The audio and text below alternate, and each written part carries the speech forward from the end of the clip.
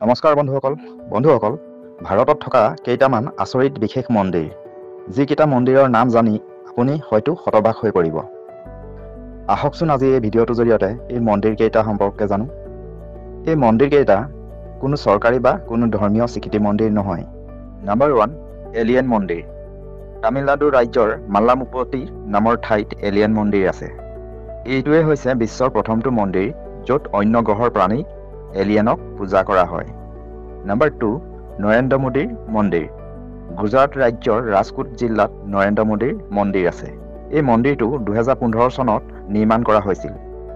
নৰেন্দ্ৰ মোদীৰ জন্ম গাঁওখনৰ পৰা প্ৰায় 30 কিলোমিটাৰ দূৰত্বত অৱস্থিত এই মন্দিৰ।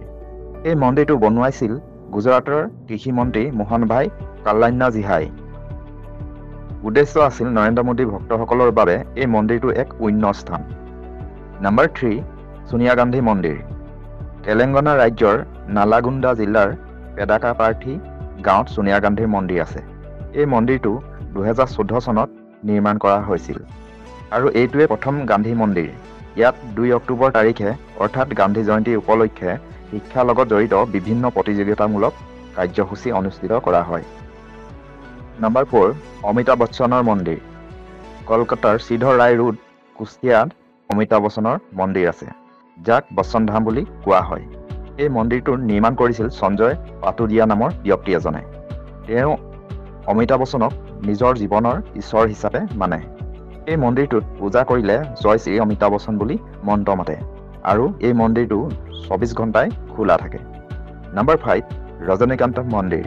তামিলনাডু ৰাজ্যৰ তিৰুমংগলম আৰু মান্নাৰগুডিত ৰজনীকান্তৰ মন্দিৰ আছে, য'ত ৰজনীকান্তক পূজা কৰা হয়।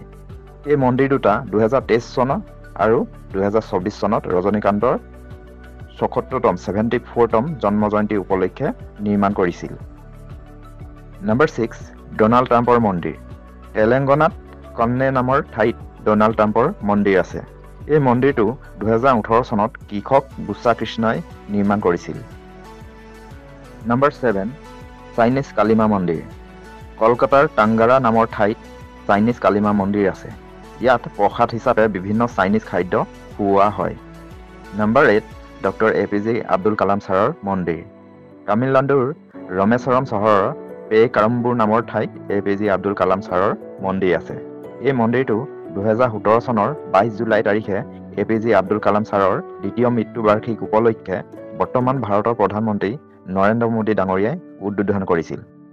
ধন্যবাদ। তথ্যখিনি যদি জানি উপকৃত হৈছে তেন্তে আনে জানিবলৈও ভিডিঅ'টো শ্বেয়াৰ কৰি দিব। আৰু যদি আপুনি আমাৰ ইনফৰ্মেটিভ ফেক্ট আছামিজ জিকে নামৰ ইউটিউব চেনেলটো ছাবস্ক্ৰাইব কৰা নাই তেন্তে প্লিজ ছাবস্ক্ৰাইব কৰি দিয়ক। ইয়াৰ দ্বাৰা আপুনি আমাৰ ইউটিউব চেনেলটোৰ জৰিয়তে বিশ্ব ব্ৰহ্মাণ্ডৰ বিভিন্ন তথ্য জানি থাকিব পাৰিব।